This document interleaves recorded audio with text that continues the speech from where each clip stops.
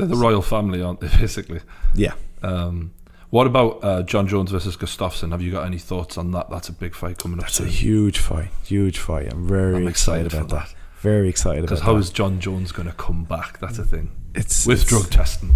Right. Do you know what I'm saying? Yeah. But just looking at that, from a competitive and technical point of view, those two are a great matchup. Yeah. A really great matchup. They're the Diaz-Connor of that division, I think they? so. I think so. It's the only matchup I can think of for John Jones where you're genuinely thinking you could lose. Yeah. There's a really good chance he could lose this. In fact, if you were, again, gun to my head, I would put my money on Gustafsson to win. Really? Yeah, I think Gustafsson wins that fight.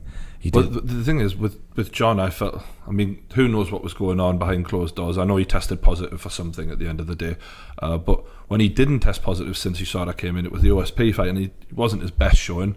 And Gustafsson's looked really good lately. It's just, if he comes back and cleans out Gustafsson, I've just got to give it up to him. That'd be unbelievable. I would agree with you, and I do wonder, because he was going through the competition so what appeared to be effortlessly, did he just grow kind of tired of it? Was it just how were his team, or again, I won't say his coaches or his team, how was he motivating himself to go to the gym every day and do the hard rounds, do the tough sparring, the tough grappling, putting yourself in tough situations when he was apparently able just to step outside the matrix and just catch bullets? It does feel like the only way to make him appreciate those amazing skills that he's just gifted with is to take the game away from him, to be able to play it with them. So maybe now we'll finally get a John Jones at his peak, hopefully. Yeah, and I think partly because of that, because he's back doing what he seems to enjoy, and partly because he's already faced Gustafsson and knows he's no joke. Knows he's not able just to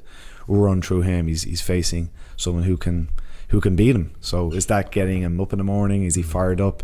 It's that's one of the fights this year I'm really looking forward to. Do you enjoy that the second time around? A fighter fighting someone again. Definitely. Different kind of fight, isn't it? Definitely. I just think they've felt each other, and it's always interesting to see, are they going to come in with a similar game plan, or do they change things around?